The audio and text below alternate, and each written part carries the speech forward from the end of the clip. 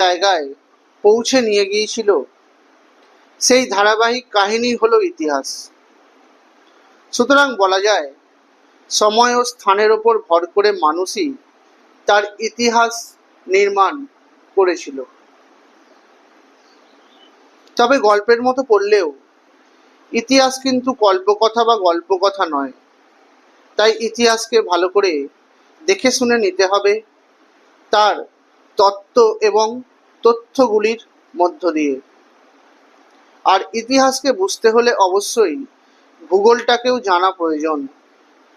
তার কারণ এই ভৌগোলিক অবস্থানের ওপর নির্ভর করেই মানুষের চরিত্রেরও পরিবর্তন ঘটে থাকে, যার ফলে বদলে যায় তাদের খাদ্যের অভ্যাস, পোশাক পরিচ্ছদ, ধর্ম, সংস্কৃতি এবং সভ্যতার নানা দিকসমূহ।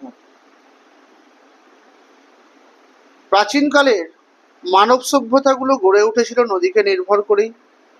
আর সেই সব সভ্যতার কাছে সেই নদীগুলি ছিল মায়ের মতো।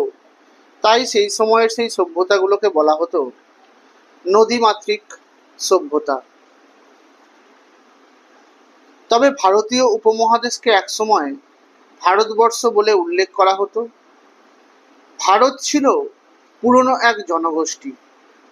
ওই জনগোষ্ঠী যে অঞ্চলে বসবাস করত বা থাকতো তাকেই বলা হতো ভারতবর্ষ। বর্তমান ভারত আর প্রাচীন ভারতবর্ষ বা ভারতীয় উপমহাদেশ আয়তনে কিন্তু একই রকম ছিল না। স্বাধীনতার পর ভারতবর্ষ আয়তনে ছোট হয়েছে। সুতরাং ভারতীয় উপমহাদেশের ইতিহাসকে জানতে হলে বর্তমান পাকিস্তান অর্থাৎ পশ্চিম পাকিস্তান এবং বাংলাদেশ, যার আগের নাম ছিল পূর্ব পাকিস্তান, এদের ইতিহাসও কিন্তু আমাদেরকে জানতে হবে। ভারতবর্ষের উত্তর ও দক্ষিণ অংশকে ভাগ করেছে এক বিশাল পর্বতমালা, যার নাম বিন্ধ্য পর্বত। এর উত্তর ভাগকে বলা হয় আর্যাবর্ত এবং দক্ষিণ ভাগকে বলা হয় দাক্ষিণাত্য। তাই পুরনো দিনের হিসেব নিকেশ, বছর, মাস, দিন বা ক্ষণ গণনা করা কিন্তু আজকের মতো ছিল না। দীর্ঘ সময়ের হিসেব বোঝানোর জন্য তখন যুগ শব্দটি ব্যবহার করা হতো।